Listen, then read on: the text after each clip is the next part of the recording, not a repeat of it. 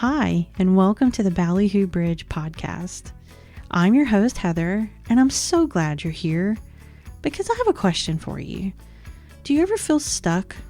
Do you find yourself struggling to take the next steps in your business or even your life? Figuring out your next steps and having the courage to actually take them is the beginning of a road to self-discovery and healing. It's a journey that's uniquely yours that will uncover who you really are and help you show up as your true, authentic self, not only in life, but in business. In this podcast, we'll talk about marketing and business and spirituality and mindset. We're breaking it all down so you can build the life you truly desire and deserve. We're going to explain the jargon, clear up some misconceptions, and discover we're not all so different.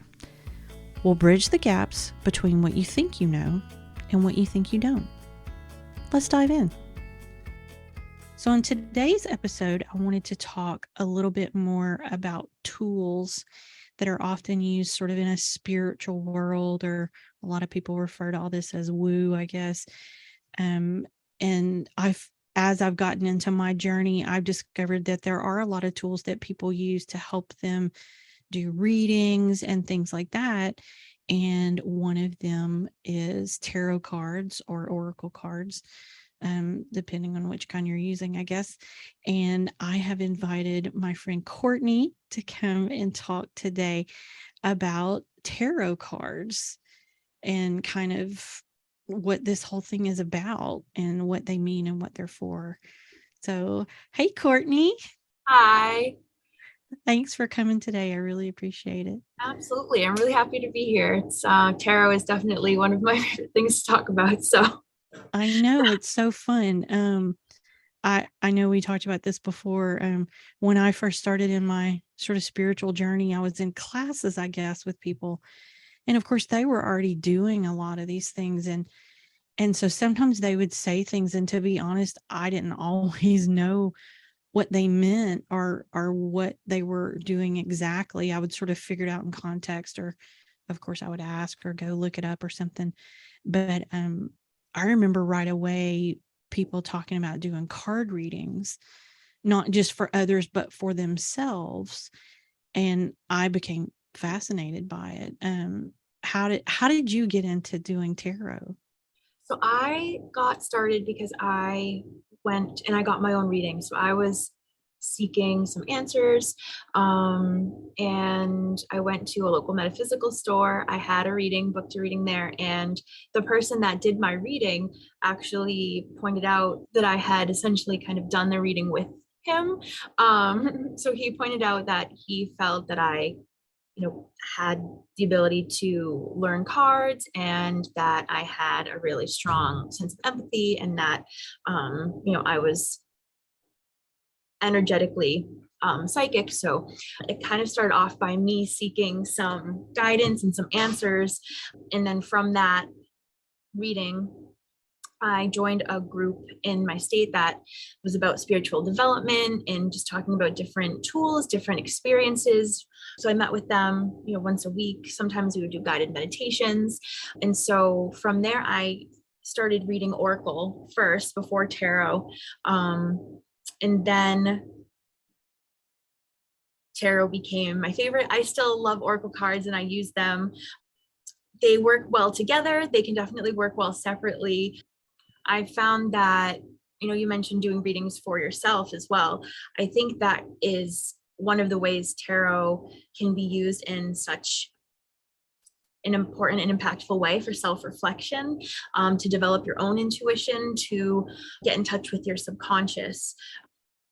So it started off with me getting my own reading, and I've always been energetically sensitive. I just never really, I don't think I would say that I was psychic or say that I was clair anything at that point up until I joined this group, and then I started learning how to read cards. And through that group, I was offered my first job doing readings in a public space in 2015, and that was a great experience. Then I I was also a teacher for a really long time, so I wasn't able to do the readings professionally full time. It was mostly, weekends or in the summers when I didn't have school. And then I kept up with it kind of as a personal practice. And there was times it was like very ebb and flow. There would be times that I was pulling cards every day for myself, for family, friends. There was times that they would stay on my shelf.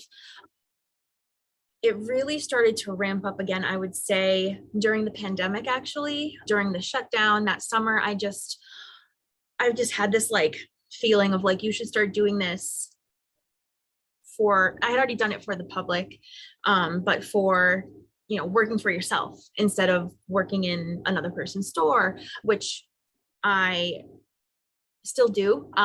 So I started like as me. So I started Quartz Enchantment Tarot in the summer of 2020, just as my own thing, my own business, became the sole proprietor, started advertising online. And I think it was also a really good way through the pandemic for people to kind of have some answers, have some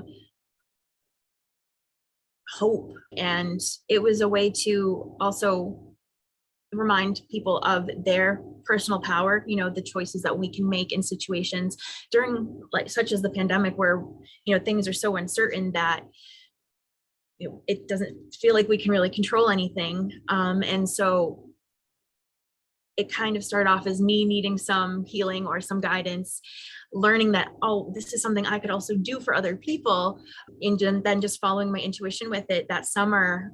Then from there, I started doing events locally, setting up booths. I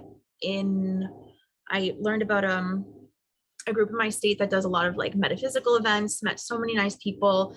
And then I did a couple of years back start a season working at the psychic fair in Salem. It was really a lot with my teaching job.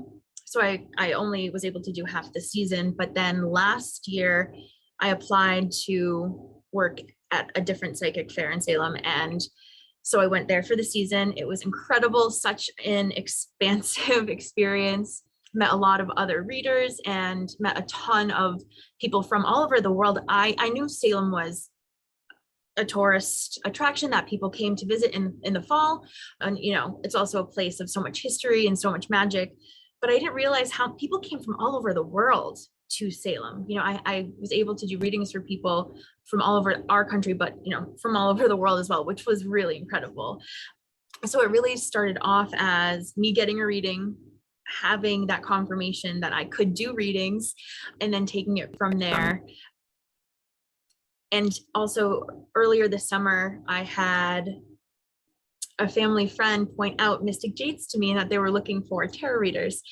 And I'm so happy that that happened, because now I'm also able to do readings there in person as well as over Zoom. When I did start doing it during the pandemic, it was over Zoom. But now I'm able to do both the in-person and the Zoom. It's been a really amazing journey, from way back in 2013 when I went to go have that reading, and I started in 2020. So it's been a little bit more than 2 years since I started Quartz Enchantment. I can't believe how quickly, the time has gone by. The way I approach readings, the way that I use tarot as a tool in spirituality is that my approach is that I will give guidance that I'll get from guides and angels. I think free will is everything. So I would never tell a client they had to do something. I also will always center the client in what is best for them, what is best for their highest good, what feels best. And I love to remind people rather of their power in the situation. It's a really good way for spiritual development, self-reflection.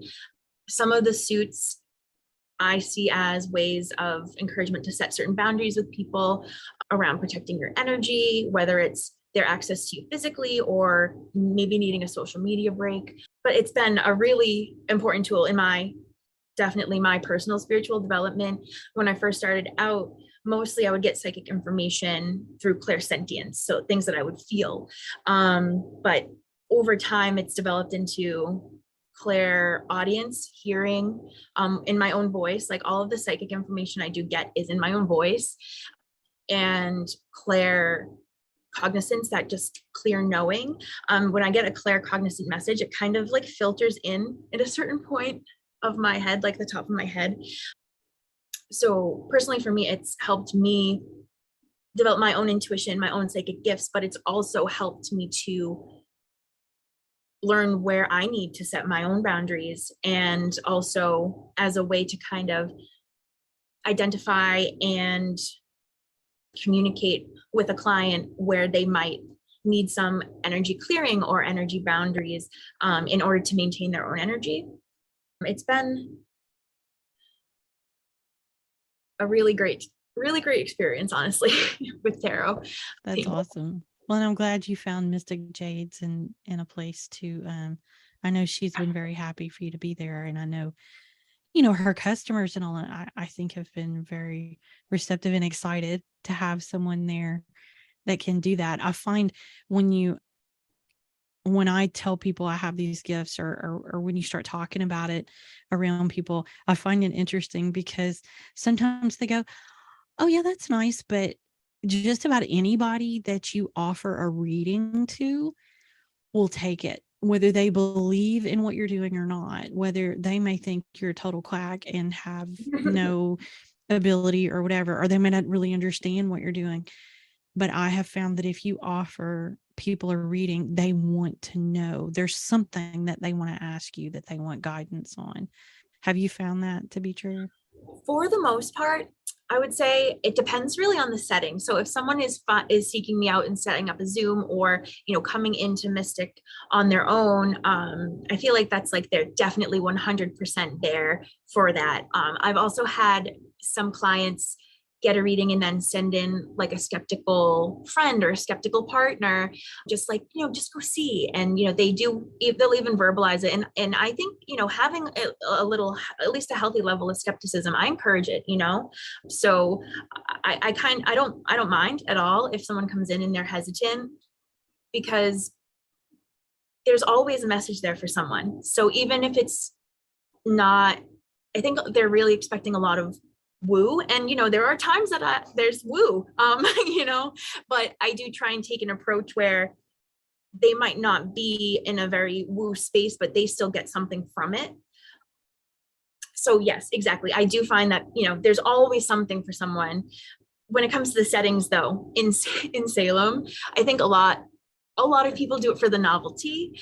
A lot of people are doing it because they want to test you, because their partner made them, because it's, part of it all. Those to me can feel a little bit more, I'm trying to find the right word. It's not forced, but it's like, I'm not trying to prove anything, right? Because I know that they're there for a reason. I do at times feel a little like less willing, maybe. Like I feel a little hesitation in myself, because it's like I want them to be there because they want to, because it's in alignment for them. But for the most part, I have had a lot of people come in skeptical and say that they're leaving pleasantly surprised. So definitely, That's pretty neat. Yeah. And it's true, because if they're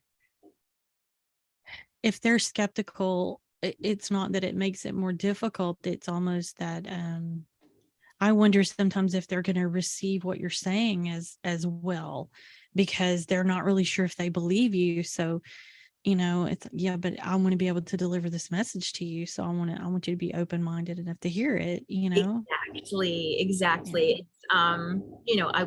It's like I can feel that energy of them being skeptical or hesitant, but by the end, there's usually a really nice shift in the energy flows a bit more. Yeah.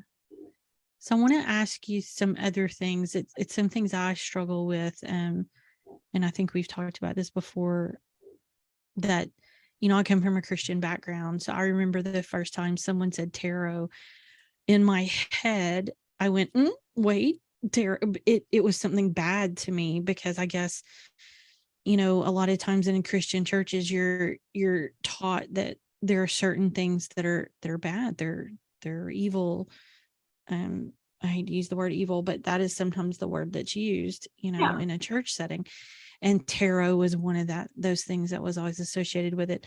And so I remember the first time I bought a deck of cards, I could not bring myself to buy tarot cards. I bought oracle cards. I guess I thought I was, well, these won't be as bad or something. I don't know what I really thought, but and why, other than the conditioning of my life, that it made it so difficult for me. But did you have any, like, were there things in your upbringing that made you hesitate or made you have concerns or about doing this? So, oh, definitely. I think the years that I was teaching, especially earlier on, I kind of wanted to keep that part of myself separate from the teaching work because I didn't want people to make, you know, think that I was doing something negative or think that I was doing something quote unquote evil or quote unquote bad. And I think that as time has gone on, like I don't personally tell people, like I wouldn't walk up to someone and say, hey, I'm a tarot reader. People that I'm friends with on social media usually tend to just see it through that way. So people do find out. And when it first happened, I definitely had that anxiety, right? Of like, oh, they're gonna know, like they're gonna think I'm bad, like.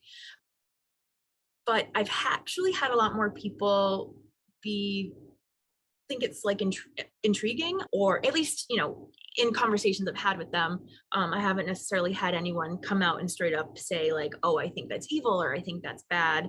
But it definitely, when I was teaching and I just didn't want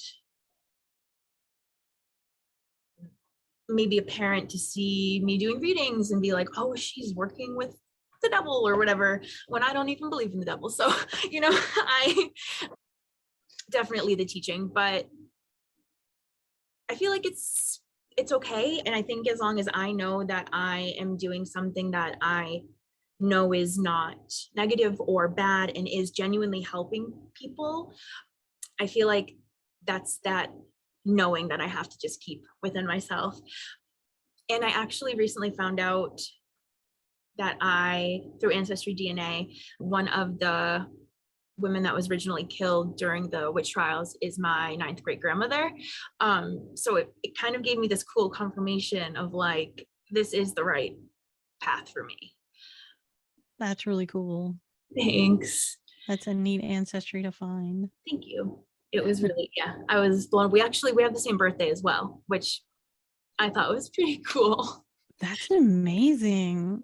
Oh wow, what a neat discovery. Yeah, I think a lot of people and that's something I'm wanting to talk about more on the podcast, is just kind of this I think there's a lot of misconceptions about a lot of things that have to do with religion and practices, and because you hear a lot of things about gypsies and whatnot, that they were healers in their communities. They were simply using herbs and things like that to heal people. They weren't, but then they would get branded as a witch, and a witch has become such a negative label, I think.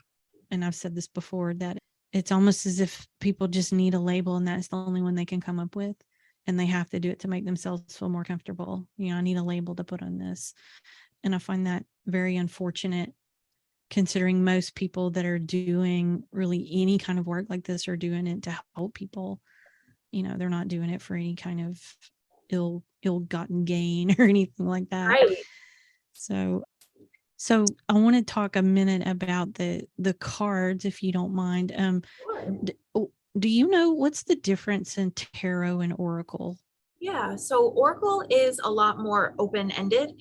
Authors and illustrators, they'll be able to create, their own system, the number of cards that they want to use, the theme they want to use, the message that they want to use through the Oracle. Tarot is a different system where it's 78 cards. There's the major arcana, which is 22 cards. Those are major life events, major people. And then you have the minor arcana, which is made up of 4 suits. And those are the everyday life events, people that you'll have relationships with, different experiences of life. So tarot is a lot more structured. and Oracle is a lot more open-ended. Tarot is, if you do like the Rider-Waite-Smith, or there's also the Thoth. Those are the two of the most popular ones. They both have their own systems, whereas Oracle, I really do feel, is a lot more open-ended. And kind of going back to what you're saying about the label of witch, for me personally, when I use cards and that is, divination, I feel like it's like honestly like a reclamation, right, of that title, because that is witchcraft, right, to divine, to connect to something and make a prediction. So for me, honestly, I don't associate really negativity to the label, and I'm really kind of like going into that reclamation of like being proud of it. And there's moments when I do have these hesitancies of like, if it comes out and it's like, oh yeah, Courtney does tarot, or Courtney is a witch, and part of me is like, oh, like I used to have this moment of like, I don't want them to know, but now it's like, no, like that's genuinely a part of me now, so I don't really mind as much. Well, and I find that's really more about the other person than it is right us. And I feel like the hesitation that I have, or I kind of continue to work through, is because of judgment or acceptance on the other side of that conversation. Right. And you have people that you love and respect, or friends with, or whatever they might be in your life, and suddenly you're thinking, okay, if they find this out about me, are they going to think differently about me? Is that going to change our relationship? Which it shouldn't, but again, the conditioning that we've all been through to get to that point. So yeah, it's definitely been something that I struggle with. I'm not as good at reading as a lot of people, because I just haven't practiced it as much, and I tend to do it for myself more than other people. But the thing I'm amazed by is it is never wrong. Yeah. Every reading I've ever done, every reading I've ever received has been spot on for that point in my life. And I have a friend that'll say she has one deck of cards. She says they call her out. And then she has another deck that she's like, if you're feeling, emotional today, we're not going to use that deck. We're going to use the nice deck. Okay. The one that's a little more open-ended, a little nicer, a little more flowy. And then you have the other one that it'll just tell you, look, get off your ass and get this done. And so, yeah, she talks about how she has different decks for different days.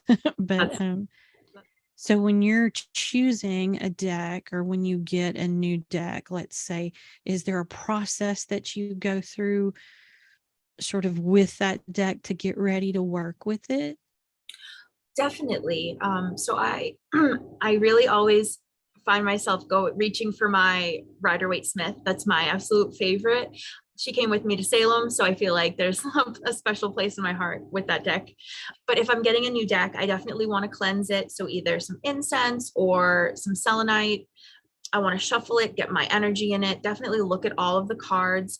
I usually will, if it's an oracle deck, I'll try to look at the pictures and create my own meaning, and then I'll check the book and see what the book says.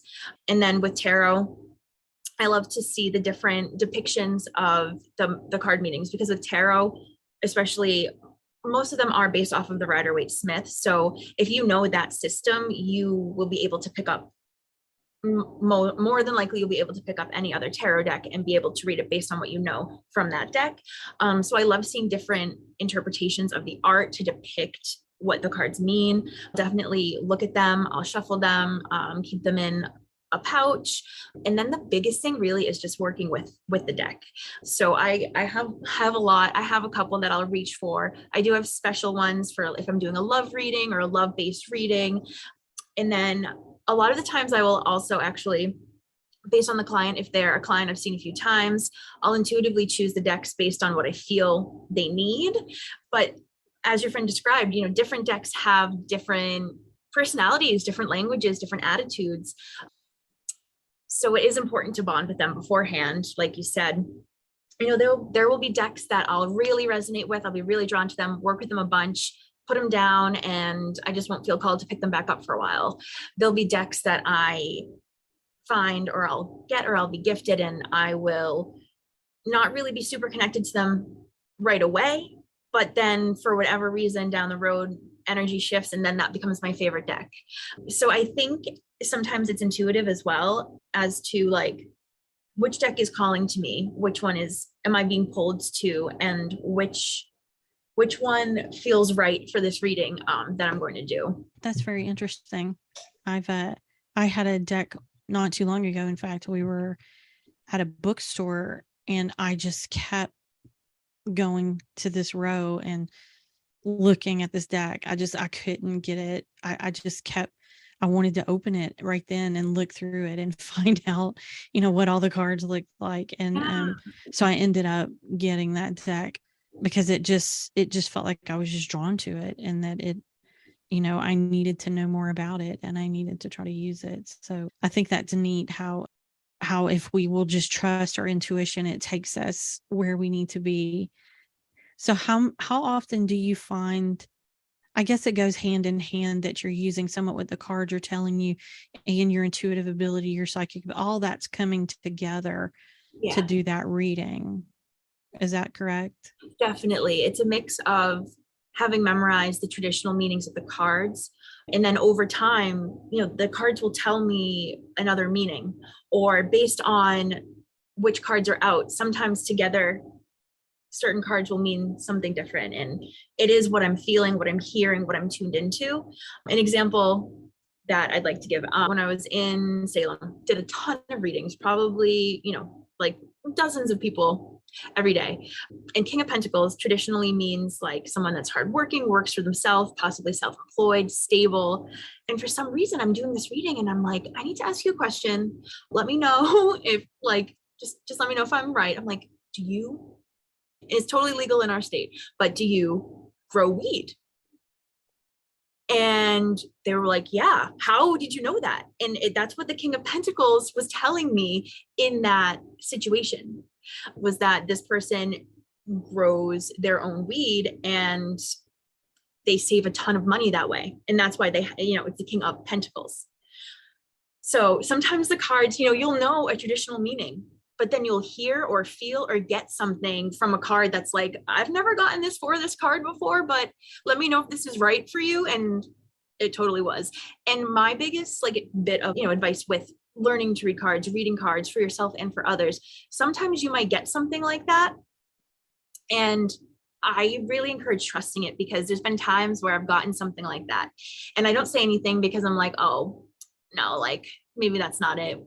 I'm just being silly, or, that's a human thought, or, that's not psychic. That's not, and then I don't say anything about it. And then it ends up coming out later in the reading. And it's like, I should have said it right in that moment when I first started picking up on it. So yeah, definitely. It's a mix of knowing the traditional meanings, but also being tuned into your intuition and trusting it when it tells you something else about the client that might not be the traditional meaning of that card. Right. I think one of the hardest things I've had to do in sort of developing any kind of senses or powers or whatever is trusting it. Yeah. And that if the message comes, it's meant for you to have. You are not meant to, obviously you're meant to interpret it to some degree so that you could give it to the person you're talking to.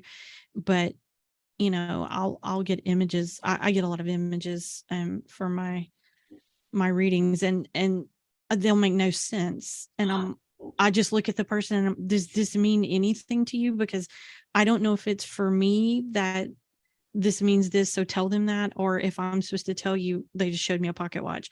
I don't know.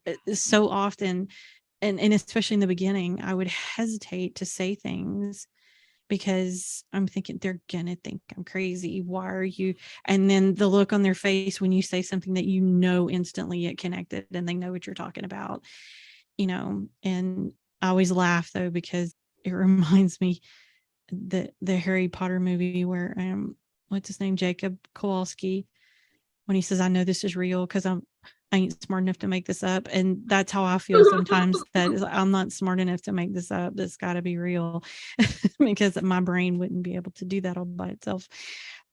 I'm fascinated by that sometimes, though, how much we don't trust ourselves. Right. Yeah. No, I agree wholeheartedly. And I think that's so human of us, right? To be like, oh, I'm overthinking it, or, oh, like, exactly, like, oh, I must have just thought that up, or, but that's really awesome that you get so many images and symbols. I get images all the time, and I'll also get mine are a lot of feelings. I'll get flooded with the whatever they're feeling, which is it can be a little bit unnerving depending on what I'm going through personally.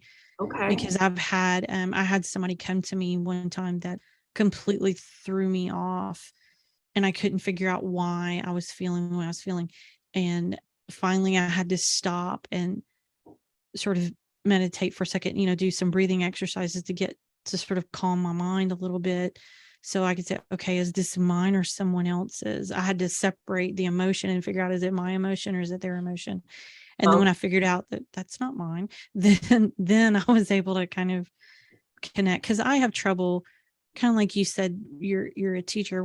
Sometimes it's difficult to be completely me there, because I'm also in a very professional setting, and I'm doing professional things, and I'm managing projects and things like that. So sometimes I find myself shutting off my brain when I'm there.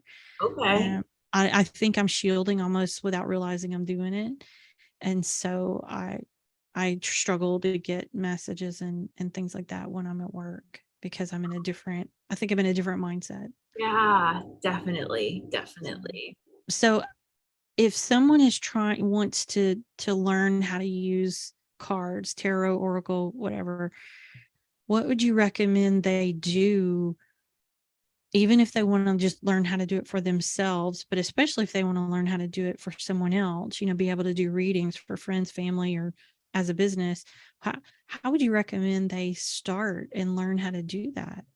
Sure, definitely. I really love the method of creating a meaning. Or so say you have the deck, right? It comes with a guidebook, and you can read what the guidebook says, right? You can see what you get from your intuition just by looking at the card and the art. But if that card reminds you of a person, a situation, an experience you had in your life, once you're able to assign like your personal meaning to that card, it sticks way better, because it's also a way that you'll be able to later on relate to a client if they were to get that specific card. Especially with tarot, I think there's a lot of cards, right? There's a lot of meanings to memorize. And then some people read in reverse as well. So then there's a whole other meaning when they're reversed.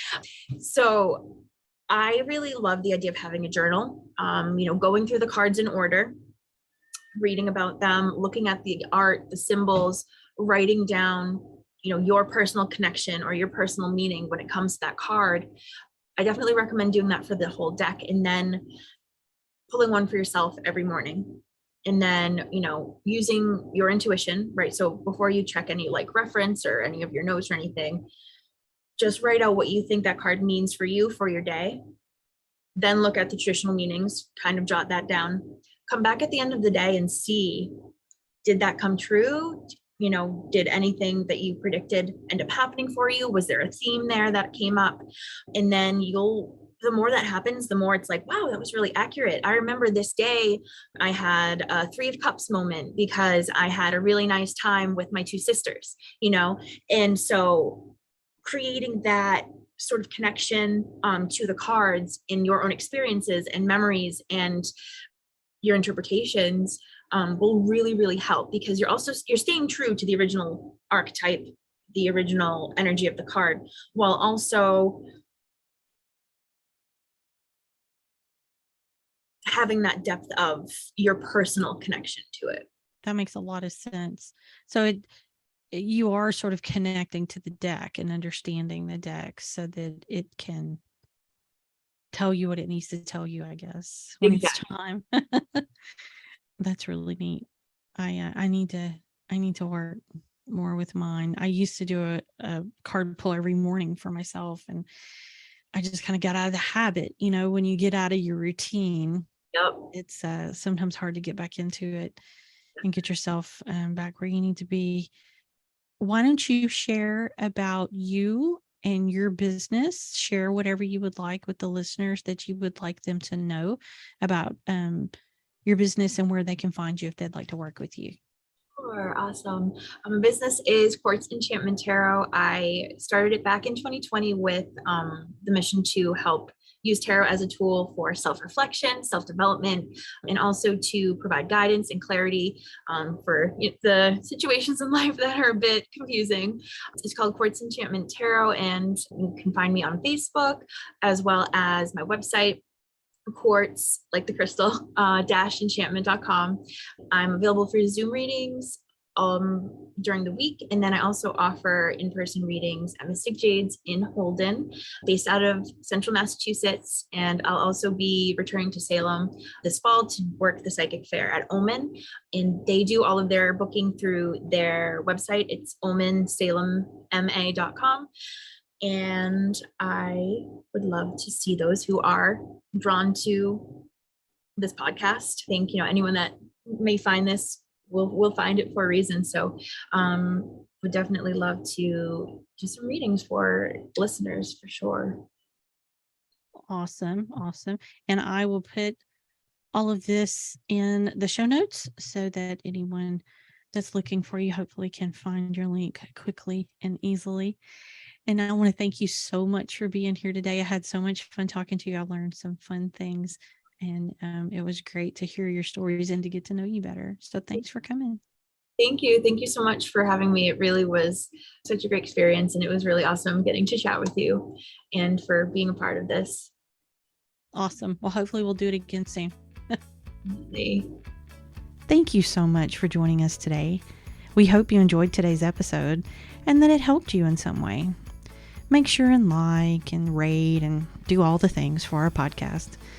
And of course, check out the show notes for links or any other important information. If you're looking for guidance in your journey, you can head over to my website, ballyhoobridge.com. There, you can choose a time for a free 30-minute clarity call. In the meantime, don't forget to take care of yourself. Until next time.